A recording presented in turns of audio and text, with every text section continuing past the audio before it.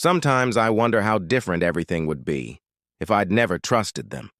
My parents' voices still echo in my mind, full of warmth and pride, always eager to tell anyone who would listen about the bright future that awaited me. I remember my 8th birthday like it was yesterday. Laughter filled the room, balloons bobbed overhead, and my father lifted me onto his shoulders, declaring to everyone, "Kimmy's going to have a brilliant life. Her college fund is all set. She'll never have to worry about a thing." Those words were my safety net. My childhood was wrapped in them like a warm blanket, letting me believe I could chase any dream without fear. I believed them. But now, standing in the cold, sterile silence of the bank, that illusion shattered. "I'm sorry, Miss Blake," the bank manager said gently, sympathy in her eyes. "There's nothing left. The account was emptied almost 2 years ago." A hollow ache bloomed in my chest. My heart pounded against my ribs as if trying to escape the truth. "Emptied?" I whispered, gripping the edge of her desk like it could somehow keep me standing. She slid a slip of paper across the desk. "Withdrawn by your parents," she confirmed softly. Betrayal hit like a punch to the gut. Tears blurred my vision. How? How could they do this to me? The world felt tilted as I stumbled out of the bank, heart racing, thoughts spiraling. Every warm memory now twisted into something sharp and cruel. Fueled by confusion and rising anger, I drove straight to their house. My mother sat at the kitchen table, sipping coffee like nothing had changed. My father stood by the window, staring outside, hands clasped behind his back. "How could you?" My voice trembled, thick with pain. "You took everything, my savings, my future." "Why?" They exchanged a glance, calm, unbothered. No guilt, no apology. "We needed it more, Kimberly," my mother said matter-of-factly. "Ava was struggling." "Struggling?" I echoed, disbelief tightening my throat. "She just bought a house." "Yes," my father replied coldly, finally meeting my gaze. "Because we helped her. She's been through things you wouldn't understand. You've always had it easy. It's time you learn to stand on your own." The words cut deep, sharper than I expected. Spoiled. That's what they saw when they looked at me? All my life I'd followed their rules, made them proud. I worked hard, trusted them, believed in the future they painted for me. And now, I was being told it was never really mine. "But you said it was for me," I said, my voice barely above a whisper. "For my future." My mother sighed, her patience thinning. "Ava deserved it more. Honestly, Kimberly, you've had it so easy. Can't you handle one setback without falling apart?" I stood frozen, her words slicing open old wounds I didn't even know were still there. My stomach churned. The warmth I'd once felt in their presence was gone, replaced by a hollow chill. "You lied," I said, my voice hardening. "You let me believe I mattered, that I was loved the same." My father turned away again, eyes drifting back to the garden. "Grow up, Kimberly. This is real life. Not everything is about you." Their indifference settled over me like ice, but beneath the devastation something stirred. A spark, a flame. They had betrayed me, but I would not let them break me. As I turned to leave, tears blurred my sight, but my steps were steady. They had stolen my security, but not my strength. I wasn't their doormat anymore. They were different this time, fueled by anger, betrayal, and the first seeds of a plan quietly forming in the chaos of my mind. They believed they'd silenced me, kept me neat, contained. They didn't know how wrong they were. Stepping outside, I drew in a shaky breath, determined and unbroken. I knew what I had to do.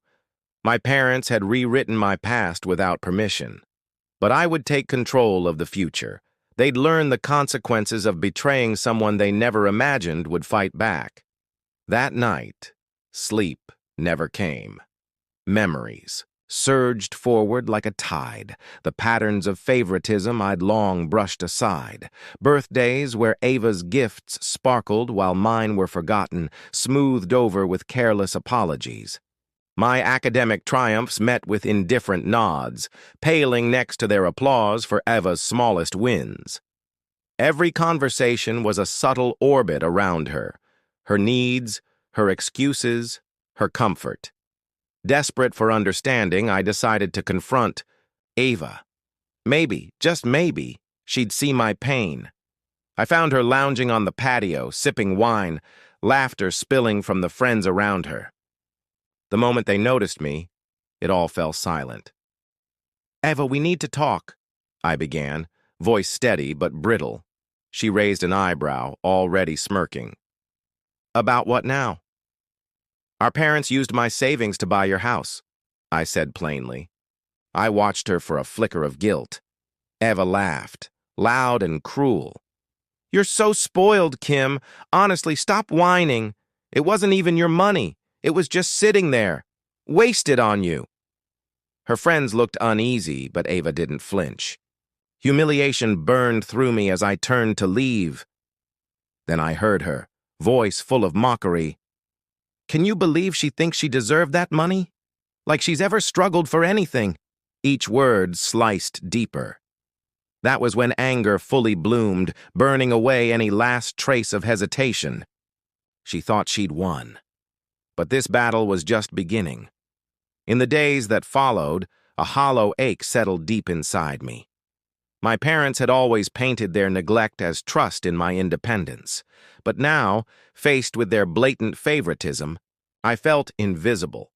At a family gathering, I drifted unnoticed, skimming the edges of conversations. My mother's laughter echoed as she bragged about Ava's new house. My father's booming pride filled the room as he exaggerated her achievements and buried her failures. It was suffocating. I stepped onto the porch for air and found Uncle Richard leaning against the railing. His kind eyes met mine. "Hey, Kim," he said gently, concern softening his voice. "You doing okay?" My throat tightened, and finally, I told him everything. The betrayal, Ava's mockery, my parents' indifference. He listened, silently, eyes growing dark with understanding. "I'm so sorry, Kimberly," he said at last, voice thick. "I've seen how they've treated you for years. I should have said something sooner." I shook my head, wiping away tears. "It's not your fault, Uncle Richard." He looked away, jaw tight. "Family loyalty should never cost you your self-worth. Remember that." His words settled, deep inside me, planted something solid. I had spent my whole life chasing their approval. But in that moment I saw clearly. I owed nothing to people who treated me like an afterthought. I met Richard's gaze, newfound resolve sharpening my voice. They made their choice. Now I'll make mine. A proud smile touched his lips. "Whatever you do, Kimberly, you're not alone." That reminder was everything. I spent the next few days gathering evidence. Each step forward was both freeing and gutting. The truth I uncovered ran deeper than I'd feared. In a quiet downtown office, I sat across from a lawyer. "Your parents didn't just withdraw the money," she said, voice gentle but firm. "They committed bank fraud, Kimberly. Your signature was forged. The documents were falsified. This is serious." My heart thundered. So it wasn't just betrayal. It was criminal. "What happens next?" I asked. She slid a file toward me. "We build a case. But once we start, there's no turning back." I nodded, slow and sure. They didn't leave me a choice. Later that evening, I met Uncle Richard again, this time in a quiet cafe. "Did you know?" I asked, barely above a whisper. "About the money?" His sigh was heavy. I didn't know how far they'd gone. I tried once to call them out on their favoritism, but they shut me out. I've regretted not fighting harder ever since. His honesty stung, but also affirmed what I'd felt all along. He reached out, squeezing my hand. "You're brave, Kim. You don't owe them your silence." Those words gave me the strength I needed. I began planning a family dinner, one last gathering, cloaked in the illusion of reconciliation. They agreed without hesitation, smug and unbothered, certain I was coming to apologize. They were wrong. The evening arrived, tension wrapping around me like a vice. The house felt foreign now. Each wall whispered memories. But I was no longer the girl who walked those halls seeking approval. I had come to reclaim what they'd stolen. By 12:02, Eva lounged confidently in her seat, sipping her wine, animatedly detailing her grand plans to renovate her new home. My parents watched her with pride, smiles wide, faces untroubled. My hands trembled slightly as I prepared to speak, silently rehearsing the devastating truth I was about to reveal. Just as I summoned the courage to interrupt, I heard my mother's voice drift in clearly from the next room. She was speaking proudly to a guest. "Yes, we helped Eva generously, with Kim's funds. Eva deserved it far more considering all she's overcome. Kimberly will manage. She always does." Her words pierced me, reopening the raw wound of betrayal. Taking a steadying breath, I stepped into the dining room. The air shifted. All eyes turned to me. "Actually," I began, my voice calm but firm despite the race of my heart, "there's something you all should know." "Kimberly—" "This isn't the time," my father interjected, irritation flashing in his eyes. I ignored him. "I filed fraud charges against both of you." A stunned silence descended. The room went still, thick with disbelief. My parents' faces paled, outrage and panic blooming quickly. Eva's confident demeanor shattered. Her wineglass trembled. "Kimberly," my mother gasped, genuine shock and anger in her voice. "How could you do something so cruel?" "Cruel?" I echoed coldly, locking eyes with her. "You stole my future, forged my signature, lied. You used my life savings like they were nothing." Ava's mask cracked entirely. Her voice quivered with fury and fear. "You're destroying our family." "No," I replied, steady and certain. "You did that. You taught me to prioritize family. Just never made yourselves part of mine." The room erupted into chaos, accusations, denials, shouting. But for the first time I felt calm, grounded in the truth. Their words no longer held power. They'd expected me to quietly endure. I'd chosen differently. I stepped outside, breathing deeply. No guilt, no doubt. The truth was finally out, and there was no going back. Aftermath. The days following. That dinner felt surreal. Reality arrived quickly, sharp and unforgiving. Legal action moved forward with precision. My parents, once proud and untouchable, now stood under the harsh glare of public accountability. Headlines exposed the betrayal. Each printed word felt like another wound to our family name. Eva, at first defiant, spiraled fast. Her messages turned desperate, laced with rage and blame. "Kimberly, you're ruining my life. Do you understand that? Everything's falling apart because of you." I held the phone, her voice ragged with panic. "I'm not the one who tore this family apart," I said, calm despite the guilt clawing at me. "You made choices. Now you face them."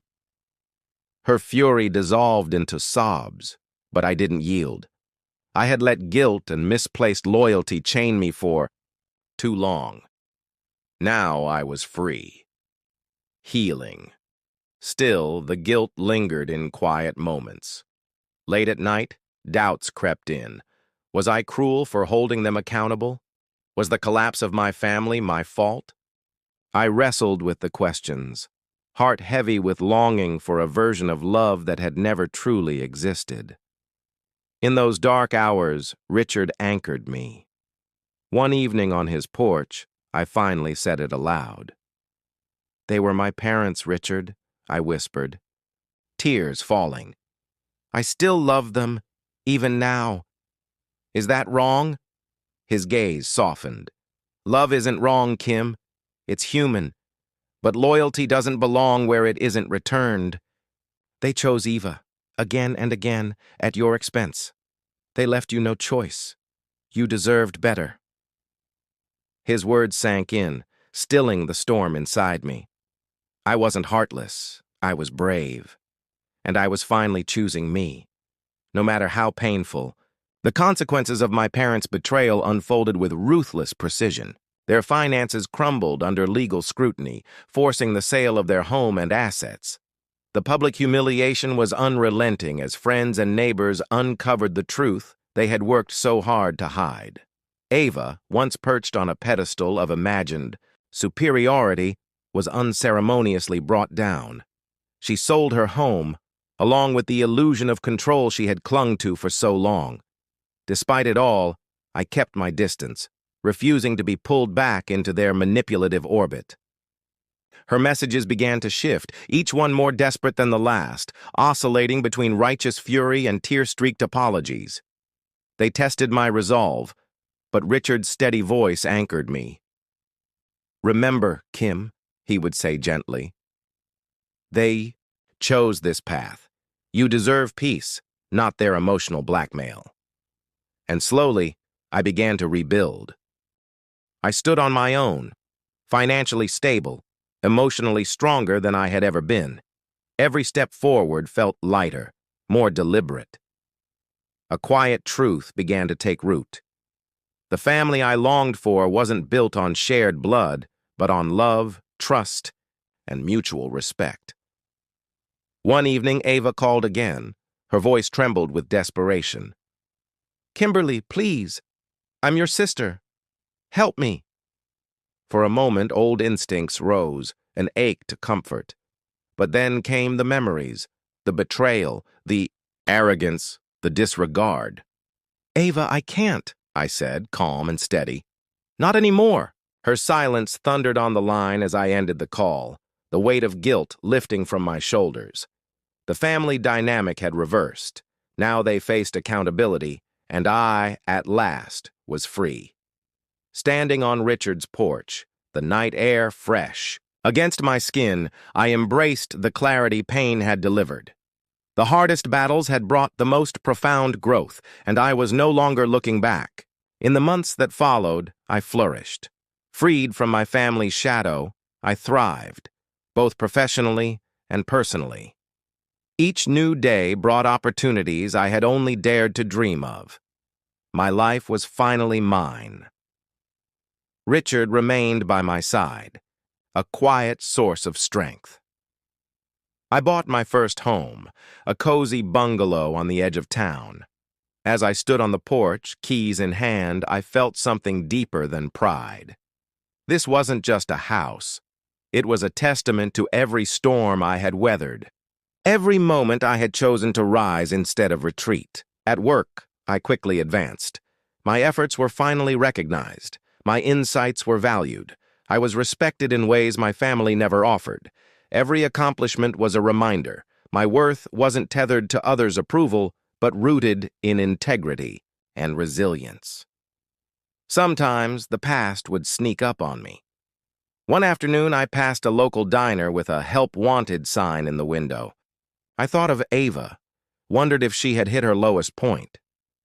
For a fleeting second, I considered sending her a photo of the sign, but the thought faded, replaced by peace. I didn't reach out, not from spite, but from clarity. Our paths had diverged, and I no longer bore the weight of her choices. Despite everything, Ava still sent messages, emotional pleas for help or forgiveness. Each one stirred old wounds, but I stood firm. I had learned forgiveness doesn't mean sacrificing boundaries. Compassion doesn't mean self-abandonment. With every firm, kind refusal, I reclaimed the pieces of myself I had once handed over too easily. In time, the space left by my family's absence filled with something richer, genuine connection. Colleagues became close friends, neighbors, grew into trusted companions, and Richard's steady presence grounded me. These relationships taught me what true family meant, built on trust, respect, and unwavering kindness. One sunny morning, Richard and I sat on my porch, coffee in hand, enjoying the peace we'd both earned. "You've come so far, Kim," he said, eyes warm with pride. "Watching you rebuild your life has been incredible. I hope you see how strong you really are." Tears welled, but they weren't from sorrow. They were gratitude. "I couldn't have done it without you," I whispered. "You were there when I needed someone the most." He smiled, squeezing my hand. "I may have been here," he said, "but you made it happen. You chose strength over bitterness, self-respect over guilt. You built a life worth celebrating." His words echoed deep within me, reinforcing what I had come to understand. Family isn't just blood. It's the people who show up, who love you as you are, especially when you feel most unlovable. In that truth, I found peace. The toxic ties that once held me captive were severed. In their place stood a community, one forged in trust, respect, and real love. With my heart finally unburdened, I knew what freedom truly felt like. I stood, stretching into the sunlight, the warmth soft on my skin. I breathed deeply, filled with contentment. The past had shaped me, but it no longer defined me. I was ready to face the future with strength, joy, and the unshakable knowledge that I had earned it all.